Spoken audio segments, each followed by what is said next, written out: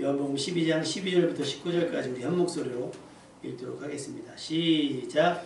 그 이튿날에는 명절에 온 큰 무리가 예수께서 예루살렘으로 오신다는 것을 듣고 종려나무 가지를 가지고 맞으러 나가 외치되 호산나 찬송하리로다. 주의 이름으로 오시느니 곧 이스라엘의 왕이시여 하더라. 예수는 한 어린 나귀를 보고 타시니 이는 기록된 바 시온 따라 두려워하지 말라. 보라, 너의 왕이 나귀 새끼를 타고 오신다 함과 같더라. 제자들은 처음에 이 일을 깨닫지 못하였다가 예수께서 영광을 얻으신 후에야 이것이 예수께 대하여 기록된 것임과 사람들이 예수께 이같이 한 것임이 생각났더라. 나사로를 무덤에서 불러내어 죽은 자 가운데서 살리실 때에 함께 있던 무리가 증언한지라. 이에 무리가 예수를 맞음은 이 표적 행하심을 들었음이로라. 바리새인들이 서로 말하되 볼지어다 너희 하는 일이 쓸데없다. 보라, 온 세상이 그를 따르는도다 하니라. 아멘. 요즘엔 공중파 방송보다 유튜브라고 하는 플랫폼 또 인스타나 페이스북을 통해서 자기 이야기를 하는 사람들이 굉장히 많아요. 그래서 예전에는 현장에 가지 않으면 볼 수 없는 것들을 이제는 여기서 그냥 유튜브로 간단히 볼 수가 있어요. 특별히 연예인들의 콘서트라든지 이런 것들이 이렇게 나오는데 와, 뭐 체육관에 사람이 막 가득해요. 그 뭐 노래 한 곡 부를 때마다 막 소리를 막 지르면 그냥 가수들은 그게 힘이 나지 않겠습니까? 막 근데 막 물부터 조용하면 한동안에 임영웅 씨가 거의 우리나라 대세 중에 대세잖아요. 대세 오브 대세. 근데 임영웅 씨가 뭐 가요방송에서 1등을 못했다고 우리 어머니들께서 친히 댓글을 방송국을 또 상을 못 받으면 어떻게 우리 영웅이가 상을 못 받을 수가 있냐면서 막 해요. 이런 적극성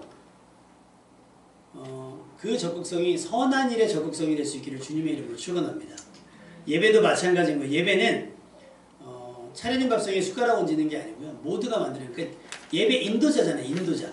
인도는 해요. 찬양 인도도 하고 제가 말씀을 전하기도 하고 또 반주도 해요. 그러나 그 예배를 완성시켜가는 건 여러분 각 사람의 태도라고 하는 거죠. 그렇게 오늘 예배가 우리도 잊을 수 없고 하나님도 잊을 수 없는 복된 예배, 감격스러운 예배가 될 수 있기를 주님의 이름으로 축원합니다. 오늘 예수님께서 예루살렘에 입성하는 모습들의 장면이 나와요. 명절에 온 큰 무리가 예수께서 예루살렘에 오신다는 것을 듣고 나서 움직였던 내용들입니다. 그 전에 무슨 일이 있었냐면 예수님께서 베다니, 나사로가 있었던 곳이에요. 나사로가 죽었다 살아나잖아요. 그 예수님께서 다시 베다니를 방문을 하니까 예수님을 위한 잔치가 벌어집니다. 그때 마리아가 지극히 비싼 향유, 순전한 나드 한 근을 예수님의 발에 붓고 머리털로 발을 씻겨요. 그런데 그것을 가만히 보고 있던 가룟유다가 시비합니다. 야, 그 정도 되면 300데나리온 정도 받을 수 있을 것 같은데 가난한 자들에게 주는 것이 낫지 않냐? 선해 보이죠. 그런데 성경은 뭐라고 했냐면 얘가 마음에 도둑질하는 자라는 거예요. 이미 그 공금을 유용하고 자기 멋대로 쓴다는 거죠. 이 사람이 이렇게 말하는 건 거짓이라는 말인 거예요. 예수님께서 유다에게 가만히 있어라, 가만히 두라. 이는 내 장래를 위한 것이다. 그러면 그 옆에 있던 다른 제자들 또는 가룟유다의 입장에서는 예수님께서 안 쓰시던 단어를 썼잖아요. 장래를 위한 것이다. 그 장래가 아이가 아니라 여이거든요. 다시 말하면 내 죽음을 준비하는 것이다 라고 이야기를 하셨단 말이에요. 그럼에도 불구하고 아무런 감흥도 없고 의문도 없다는 거예요. 여러분이 누군가 대화를 할 때 특별히 어떤 극단적인 선택을 하는 사람들은 항상 사인이 있거든요. 그 사인을 캐치해내면 살릴 수 있어요. 위로도 하고 격려도 하고 함께 하는데 대부분 놓친다는 거예요. 그리고 놓치고 난 다음에 카톡을 보니 놓치고 난 다음에 전화통화 내용을 생각해 보니 곱씹어 보니 그랬었다더라 라고 얘기를 하는 거죠. 지금 아무도 모르고 예수님만 이 예루살렘 입성 후에 일어날 그 일주일 뒤의 삶을 예수님만 고민하고 계신 거예요. 근데 그 와중에 이 여자가 향유를 엎어서 발을 씻겨주니까 예수님 입장에서는 아, 하나님께서 나를 혼자 두지 않으시는구나 라고 생각을 했겠죠. 근데 거기서 덥석 유다가 하는 말이 이거 쓸데없는 짓이야. 왜 여기다 해? 가난한 사람에게 주면 좋지. 라고 찬물을 끼얹는 어리석은 끼어듦이었다라고 하는 거예요. 그때 유대인의 큰 무리가 예수님께 나와요. 근데 순전하게 예수님만 보기 위함이 아니라 나사로도 같이 보기 위함이었어요. 얼마 전에 우산에서 전국 노래자랑 있었잖아요. 사람들 엄청 왔어요. 전국 노래자랑 때문에 온 게 아니라 그 이찬원씨인가요? 이찬원씨 팬클럽이 아주 그냥 뭐 부채 들고 막 해가지고 그러니까 한 사람의 영향력이 그런 거예요. 누가 온다 그러면 막 거기에 막 사람들이 줄지어 가는 거죠. 그래서 그 프로그램의 가치가 높아지는 거예요. 나사로가 그랬어요. 예수님만으로도 충분한데 살아있는 뭐예요? 증거잖아요. 죽음마저도 이기는 이는 누구냐? 나사로를 봐라. 나사로는 진짜 죽었다가 썩어서 냄새날 지경인데 살아났다. 그러니까 구경 삼아서라도 오고 싶은 상황이 된 거예요. 그러니까 대제사장들이 가만히 보니까 예수님 한 분도, 예수님도 버거운데 나사로까지 저렇게 분위기가 저렇게 되니까 결정을 내립니다. 이 사람들의 결정은 굉장히 쉬워요. 뭐라고 결정 내리죠? 나사로도 죽이자. 우리 예전에 왜 전염병 크게 돌았을 때 중동 지역에서 메르스 왔잖아요. 그래서 우리나라 정부가 내린 게 뭐였죠? 낙타고기를 먹지 말자. 여러분 낙타 보신 적 있어요? 낙타고기를 먹지 말자. 그러더니 세월호가 사고가 났어요. 뭐를 했죠? 수학여행을 없애버렸죠. 그 다음에 저기 대학생들이 겨울에 MT를 갔다가 스키장 그 펜션에 지붕이 무너져서 사망을 했어요. 그랬더니 뭘 했죠? MT를 없애버렸어요. 그러니까 이게 악인들이 하는 모여서 악인들이 하는 작당들이다 이런 거예요.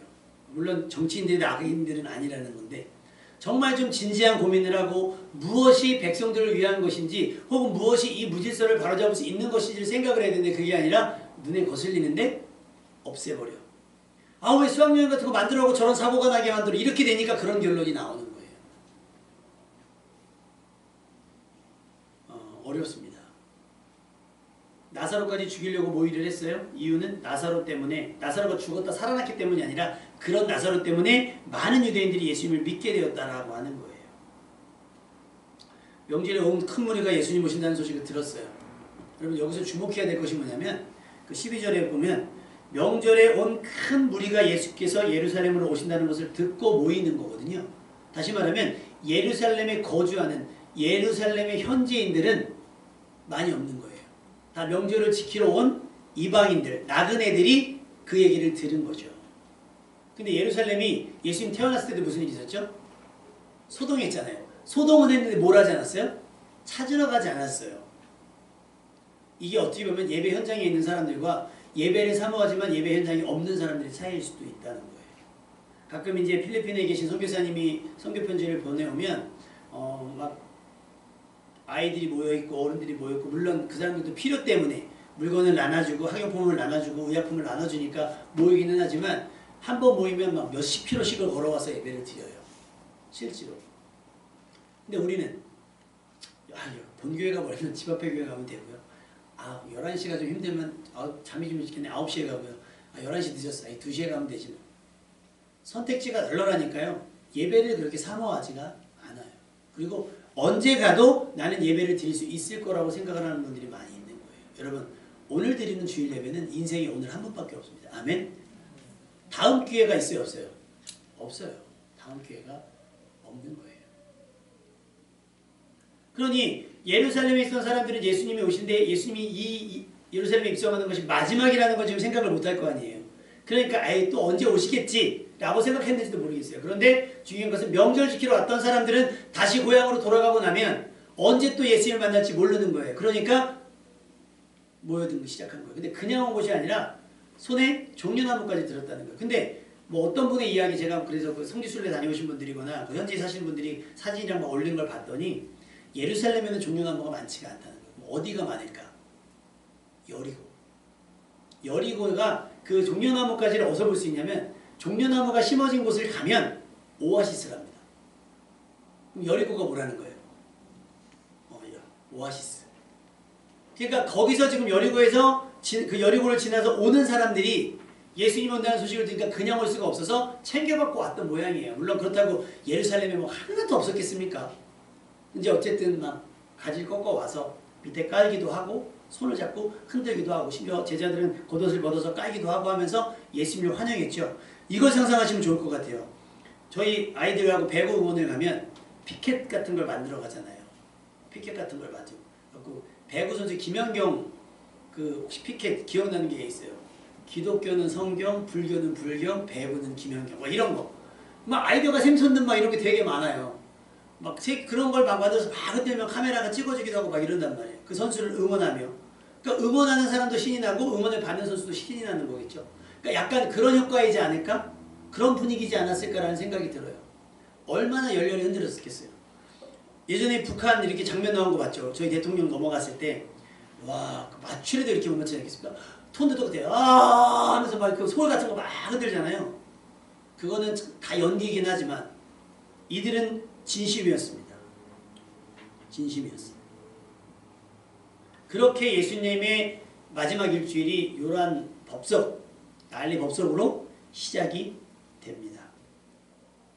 태어나실 날도 온 세상을 뒤흔드셨고 지금 마지막 일주일도 그렇게 됐습니다. 그런데 예수님 처음 태어나셨을 때는 그냥 온 세상 예루살렘이 소동한 것이 그 소동으로 그친 것이 아니라 예수님을 찾지 못해서 2살 이하의 아이들을 다 죽여요. 그래서 한 번 더 발칵 뒤집혀지게 되는 거예요. 마태복음 2장 16절 헤롯이 박사들에게 속은 줄 알고 시민을 하여 사람들을 보내어 베들레헴과 그 모든 지경 안에 있는 신의 아이를 박사들에게 자세히 알아본 그때를 기준하여 2살 아래로부터 그 아래로 그 2살부터 그 아래로 다 죽이니 라고 기록되어져 있습니다. 이처럼 예수님은 환영 또는 환호만큼이나 경계와 시기와 질투 위협이 적지 않았다는 걸 알 수 있습니다. 30년의 세월이 지난 후에 깜짝 등장하신 후 세상 누구도 나타내지 않았던 크고 놀라운 일들로 다시 한번 세상을 놀래키셨어요. 사람들은 열광했고 병든 자들은 낫기 위해서 먼 길을 마다하지 않고 예수님 계신 곳이라면 다가왔습니다. 소리 질렀고 나음을 입고 돌아갔습니다.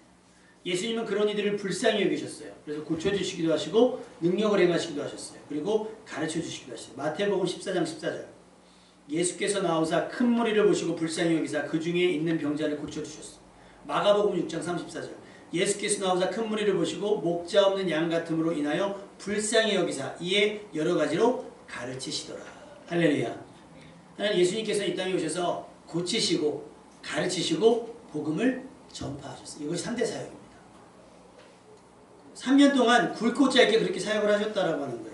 이스라엘 백성들은 점점 예수님의 능력에 이끌렸습니다. 그 절정이 바로 예루살렘 입성하실 때예요. 특히 예루살렘으로 오시던 길에 들렸던 베다니, 나사로와의 콜라보, 이거는 더 막 사람들을 모이게 하는 더 큰 심지가 되었다라고 하는 거죠. 한 가지 우리가 잊지 말아야 되는 것이 있어요. 예수님의 능력은 사람을 모이기 위한 쇼가 아니라고 하는 거죠. 막 그 예전에 그 수원 터미널에 가면요, 막 애들은 가라 하면서 막 이렇게 조그맣게 쇼하는 거, 항아리를 막 이렇게 끈으로 들고 막 이렇게 마술쇼 같은 거 하고 막 그래요. 호객행위를 하고 이 사람을 데리고 쭉 가갖고 약 팔잖아요. 그러니까 예수님께서 그렇게 능력을 행하시는 건 어떤 단순하게 사람을 모으기 위하고 나를 각인시키기 위한 쇼가 아니에요. 뭐예요? 불쌍히 여기신 거예요. 이렇게 살아가야 될 우리를 불쌍히 여기시니까 그 약함을 고쳐주신 거고 부족함을 채워주신 것이고 무지함을 일깨워 주신 거라는 거죠. 근데 사람들은 그 예수님이 마음, 우리를 향한 예수님의 마음, 그 진심 어린 마음보다 뭐예요? 예수님께서 나타내신 능력에 더 관심이 많은 거예요. 세상 말로 뭐예요? 뭐보다 뭐예요? 긍정적인 결과도 있어요. 많은 사람들이 죽었다 살아난 나사로 때문에 유대인들이 예수님을 믿게 되었던 것처럼 이런 긍정적인 효과도 있습니다. 여러분의 변화, 여러분의 삶에서 일어나는 하나님의 크고 비밀한 일들을 통해 주변 사람들이 예수님을 믿게 되는 놀라운 은혜가 나타나기를 주님의 이름으로 축원합니다. 뭐 다른 사람들 때문에 아니라 여러분의 변화. 얘 예전에 그러지 않았던 것 같은데 얘 왜 갑자기 왜 이러나? 여러분의 친절함이 어색하지만 그 친절함이 싫지 않은, 여러분의 성실함이 얘가 갑자기 왜 이래? 회사를 이직하려고 그러나? 그러지 않고 얘가 왜 그렇게 갑자기 사람이 더 성실해졌지? 전에도 열심히 했는데 더 열심히 하는 것 같아. 하는 어떤 여러분의 변화에 대한 주변 사람들의 반응이 궁금증이 되고 또 그들이 여러분에게 묻게 되는, 왜 그래 너 갑자기? 저 이제 하나님 앞에서 똑바로 살기로 했어요. 라고 고백할 수 있는 여러분 될 수 있기를 주님의 이름으로 축원합니다. 예수님은 나사로를 만나고 난 뒤 예루살렘으로 향하셨습니다. 예수님의 걸음은 지체되지 않았습니다. 그 끝이 어떤 길이며 어떤 일이 일어날지 이미 아시면서도 머뭇거리지 않으셨어요. 이런 단호함이 바로 우리를 사망에서 생명으로 옮기시려는 하나님의 강한 의지이며 예수님은 이런 아버지의 뜻에 적극 순종하는 것이었습니다. 예루살렘에 예수님이 등장하셨어요. 이미 큰 무리가 기다리고 있었죠. 지금 여기에 모여든 사람들은 현재 예루살렘에 거주하는 이들이 아닌 명절을 지키기 위한 임금각지에서 모여든 나그네와 같은 사람들이었어요. 막 흔듭니다. 예수님을 환영하며 종려나무까지 흔들며 호산나를 외친 이들 가운데 여러분이 있었으면 좋겠어요. 아까 우리가 기도 가운데도 고백을 했지만 가만히 있어. 옆에서 막 크게 박수치면 가만히 있어. 가만히 있어. 예전에 어떤 교회가 그러더라고요. 막 찬양을 하잖아요. 그럼 박수치면 땡! 박수 치지 마세요. 드럼하고 기타도 못 치게 하는 교회들도 있어요. 교단 가운데는. 여러 가지 이유가 있을 겁니다. 세상 적이기 때문에. 그럼 마이크도 쓰면 안 되죠. 노래방에서 맨날 쓰는 게 마이크인데. 그렇지 않습니까? 숟가락은요. 젓가락도 그렇고 다. 이거는 그 목사님의 취향인 거예요. 성경에 나오는 이야기가 아니라 목사님의 취향이니까 그런 것들에 대해서 여러분 너무 저기하지 않으셨으면 좋겠습니다. 손을 흔들기도 하고 춤을 추기도 하고 소리를 지르기도 합니다. 여러분 예배 가운데 그러실 수 있겠어요? 우리 부목사님은 가끔 막 하면 다 같이 일어나서 막 예전에 주일학교 때 많이 했는데 막 일어나서 춤추라고 그러고 막 하면 어쩔 수 없이 하시는 분들 되게 많아요. 여러분 어쩔 수 없이 하시면 안 돼요. 다윗도 춤을 췄는걸요. 바지가 내려가도록. 심지어 아내였던 미갈, 왕비였던 그 미갈이 그걸 보고서 저 사람 저렇게 없어 보이게 저 밑에 사람들하고 저기 뭐하는 짓이야 라고 할 만큼 좀 보기는 그랬나 봐요. 그럼에도 불구하고 하나님의 말씀이 되돌아오는 언약궤가 되돌아오는 기쁨과 즐거움을 가만히 있어서 저기할 수 없고 자기는 만끽하고 싶었던 거예요. 그런 사람들이 하나님의 마음에 합한 사람인 줄로 믿습니다. 아멘. 박자가 엇나가도 괜찮아요. 음정 박자가 틀려도 괜찮아요. 사람에게 들리게 한 노래자랑이 아니라 하나님께 드리는 찬송이잖아요. 예배 시간만큼. 근데 여기서는 노래하는데 잠잠해요. 부끄러워서 막. 노래방 가면 막 3옥타브 반이 올라갑니다. 막 잔인한 막 이런 거. 이런 거 하면 하나님 속상하실 거예요. 내가 저 잔인한 하라고 고음을 준 게 아닐 텐데.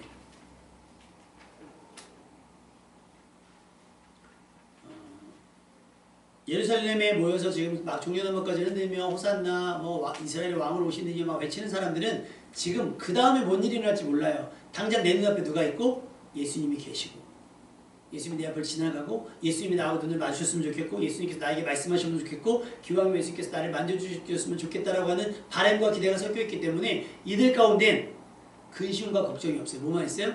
기대와 감격만 있는 거예요. 여러분 예배가 그랬으면 좋겠습니다. 지금도 이 나중에 있을 스케줄 때문에 혹은 그 어떤 계획들 때문에 막 스트레스 받지 마시고요. 이 시간에 온전히 예배에 집중할 수 있었으면 좋겠어요. 그러면 그 예배 가운데 임하는 하나님의 은혜, 성령의 감동하심으로 여러분이 변화될 수 있음을 믿습니다. 아멘. 그러니까 우리는 상황이 바뀌기를 원하잖아요. 그게 아니라 여러분이 바뀌어요. 여러분이 바뀌셔야 되고.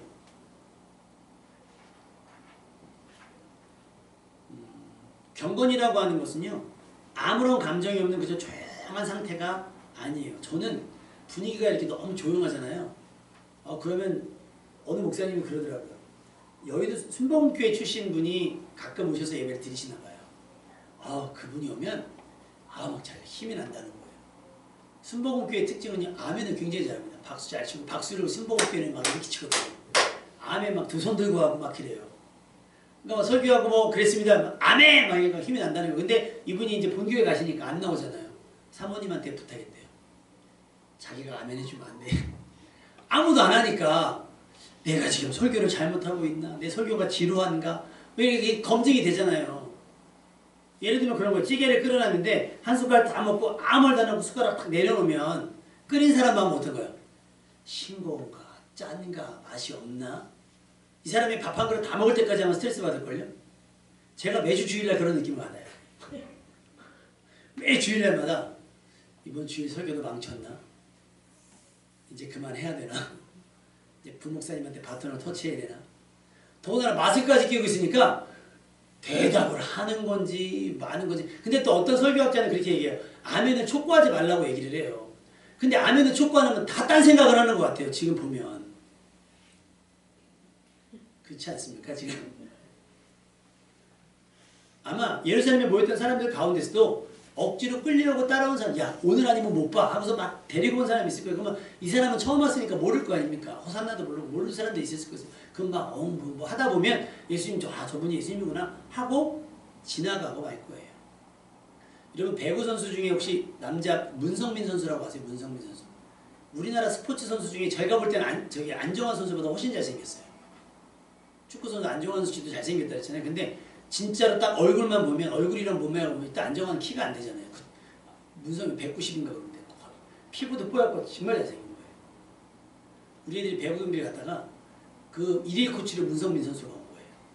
진짜 거짓말은 저 멀리 코트가 있는데 빛이 나요. 이렇게 광채가. 근데 그 클럽 팀을 데리고 왔으니까 클럽 팀이 그 저희가 보고 있는 관중석 옆에 있는 거니까 문성민 선수가 온 거예요. 제가 애들을 툭툭 건드린 거예요. 갔다 와. 부끄럽죠. 그러면서 문성민 선수가 옆으로 싹 왔던 길이니까 돌아갈 거예요. 지나가는데 툭툭 쳤는데 얘는 막 이러는 사이에 지나간 거예요. 다음 기회는 없어요. 용기를 내셔야 됩니다. 아멘? 드리는 예배는 오늘 하루뿐인 거예요. 다음에 은혜 더 받으면 하겠죠. 여러분 은혜를 어떻게 받아요?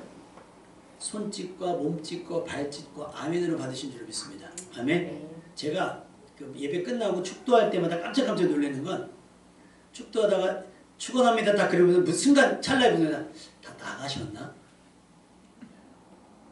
미국 교회는요 말씀의 아멘은 안 해도 축도의 아멘 소리가 커요.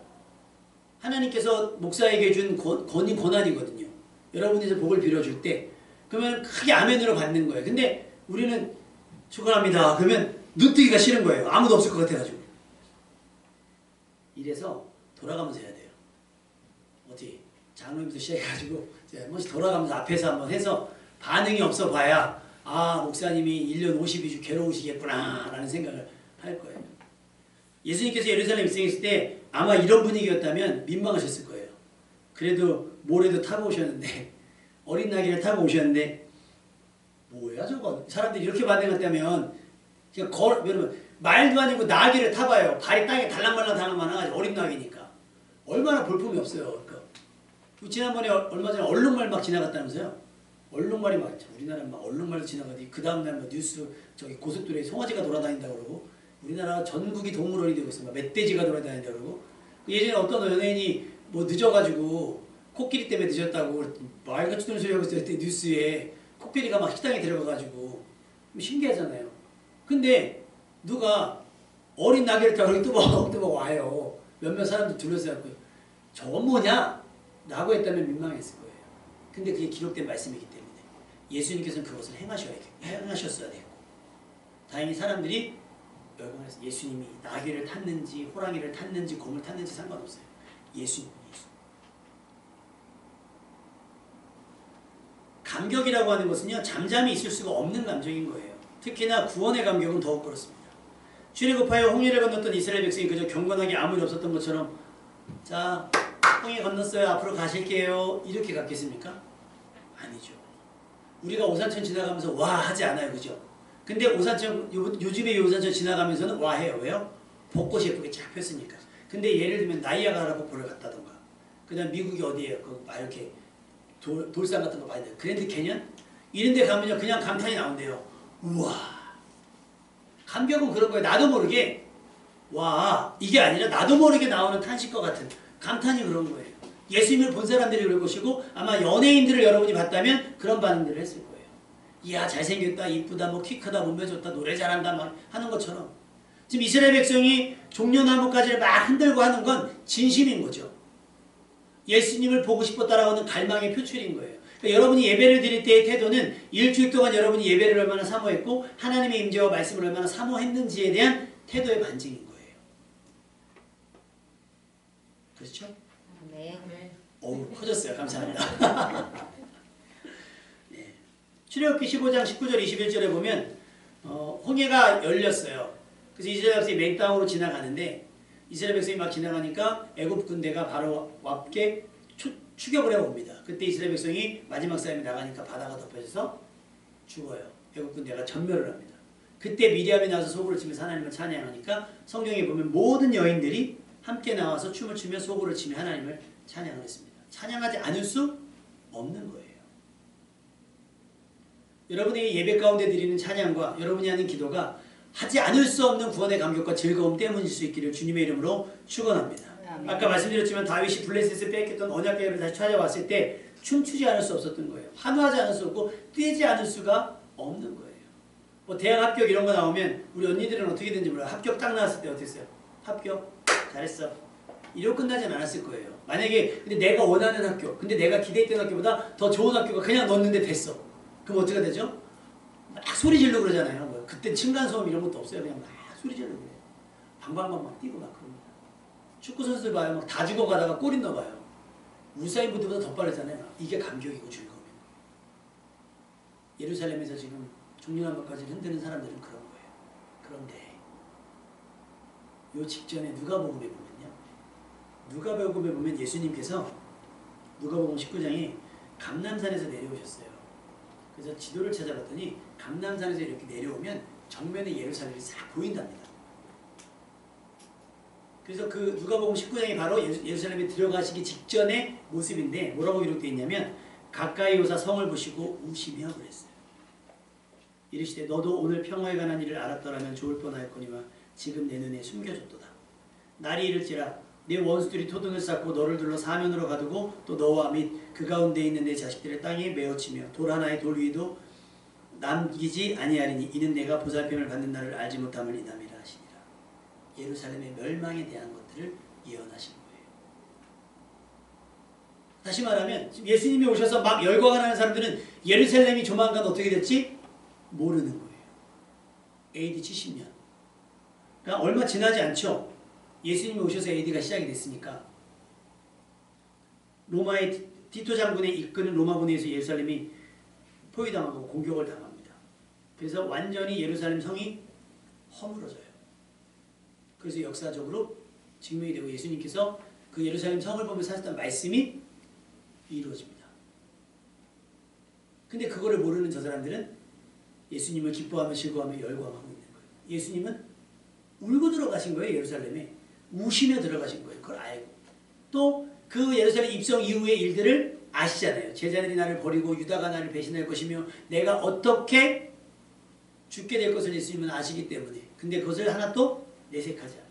예를 들면 제가 받은 스트레스가 있어요. 설교 가운데 막 다 써서 나 화났어. 아니면 나 삐졌어. 막 써놓고 설교해봐요.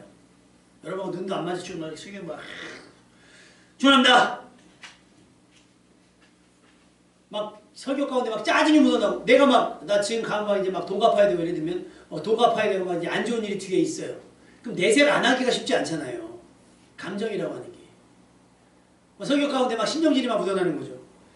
함께 할 수도 없습니다. 아유 뭐 하시든지 마시든지 막 이렇게 막 돼요. 사람들의 마음은.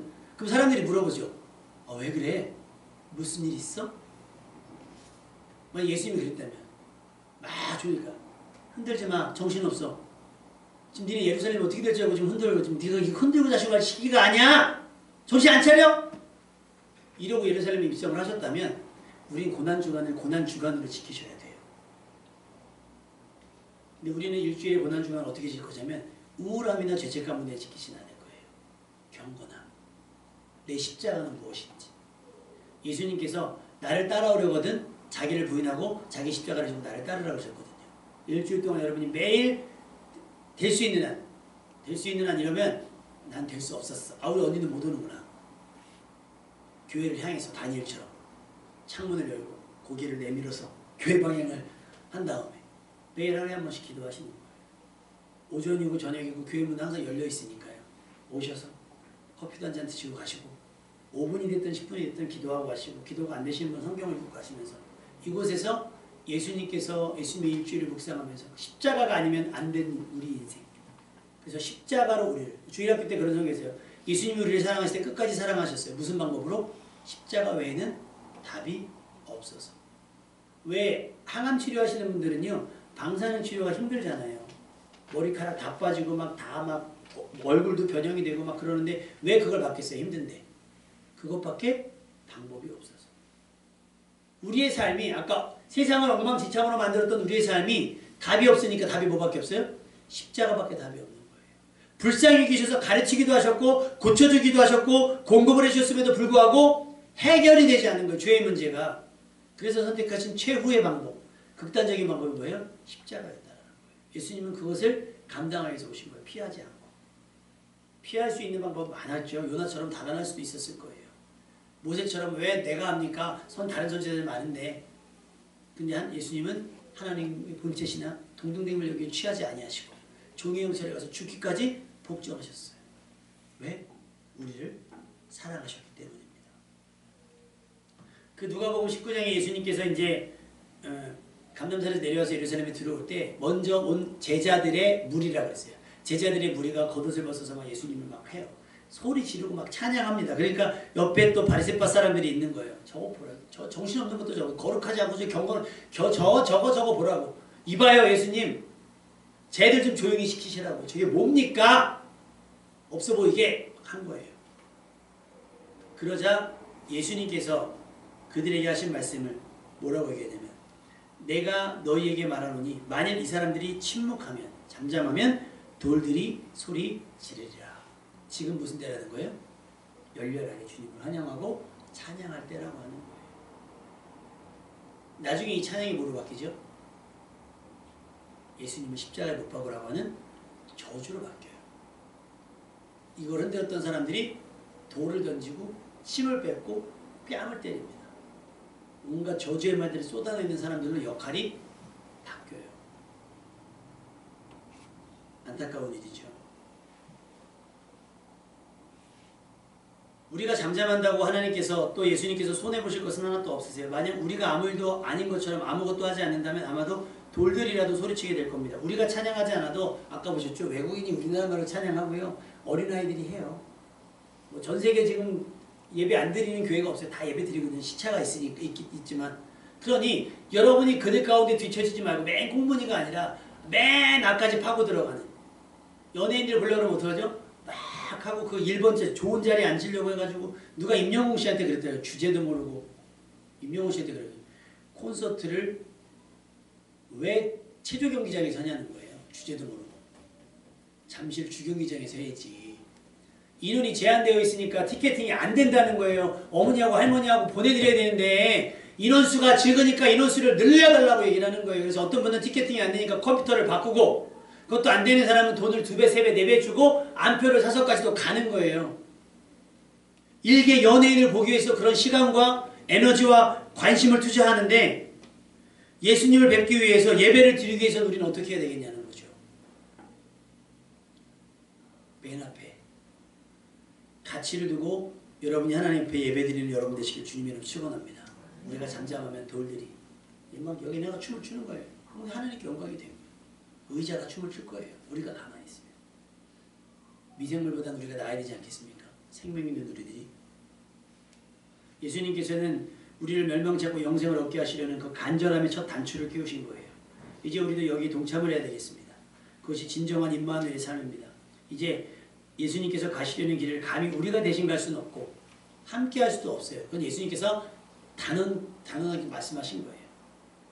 내가 가려는 길 내가 갈 수 있겠느냐? 못 간다. 나의 쓴자는 네가 마실 수 없다라고 말씀하셨어요. 우리가 할 수 있는 일은 아니에요. 그러나 예수님께서 아까 말씀하신 것처럼 마태복음 16장 24절에 나를 따라오려면 뒤늦게라도 나를 따라오려면 자기를 부인하고 자기 십자가를 지고 나를 따라오라고 했어요. 그러면 우리도 일주일 동안만이라도 내 십자가가 무엇인지를 발견하고 내 사명, 나의 부르심이 무엇인지를 깨닫는 그런 시간으로 여러분이 삼으셨으면 좋겠습니다. 우리도 이제는 돈이나 명예나 인기나 권세를 필요하고 여러분 이게 연예인들이 한번 막 그런 거에 취하면 그게 확 빠지고 나면 정말 자살하겠더라고요. 자살하겠어요. 그 목사님들이 은퇴를 하시면 금방 돌아가세요. 특히 큰 교회 목사님들. 작은 교회 목사님들은 은퇴를 하나하나 똑같아요. 일상이 별. 근데 큰 교회 목사님들은 뭐 수천 명이 막 높여주고 막 했다가 그게 한 번 하루아침에 없어지는 거잖아요. 그러니까 그럴 수도 있겠다라는 생각이 들어요. 근데 예수님은 이 예루살렘 입성할 때 이스라엘 환호에 연연하지 않았어요. 미련두지 않았어요. 마이 웨이. 갈 길 가시는 거예요. 그래. 간다. 고맙다. 지나가시는 거예요. 제자들에게 뭐라고 얘기하죠? 유다에게 너 이제 네가 할 일 해. 베드로도 부인할 거야. 기도해. 시험에도 즐겨요. 기도해. 아무리 장담을 해도 그래. 님은 친정은 알아. 근데 어쩔 수 없어. 베드로야. 얘기하시는 거예요. 일어날 일들에 대해서 예수님은 그걸 바꾸려고 하지 않으셨어요. 일어날 건 일어나고. 그럼 나는 철저히 기도로 준비한 그것이 겟세마네의 기도인 거죠. 따라합시다. 기도는 상황을 바꾸는 것이 아니라 내가 변화되는 것이다. 환호를 뒤로하고 기도의 자리로 나아가시고 십자가 자리로 나아가셨어요. 기도하는 이유입니다. 내가 기도해서 저거 안 하게 됐어. 내가 기도해서 저거 피하게 됐어가 아니라 내가 기도하고 나서 저거 했어. 내가 기도하고 나서 저거 피하지 않았어. 라고 말하는 게 맞아요. 예수님은 그렇게 하셨습니다. 주보에 뭐라고 제목 기여로 되어 있죠? 많은 사람들의 환호로 시작되는 예수님의 마지막 일주일이라 했어요.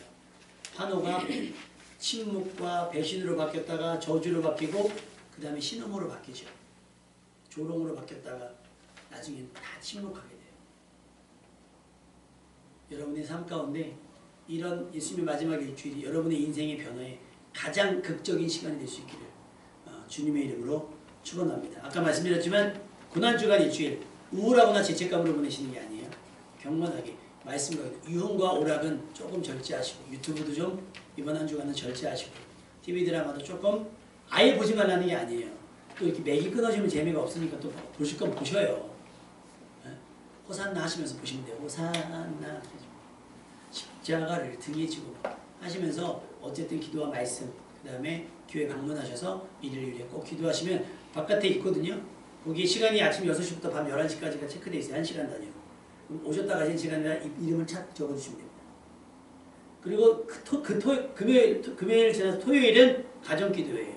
가정에서 여러분이 기도하시면 돼요. 굳이 교회 안 오셔도 되고 오시면 체크하시면 되고 안 오시면 기도한 시간 주일날 오셔서 체크하시면 될 것 같습니다. 예수님의 구원의 사역이 시작이 됐어요. 여러분이 거기에 꼭 포함되는 여러분 되시기를 주님의 이름으로 축원합니다.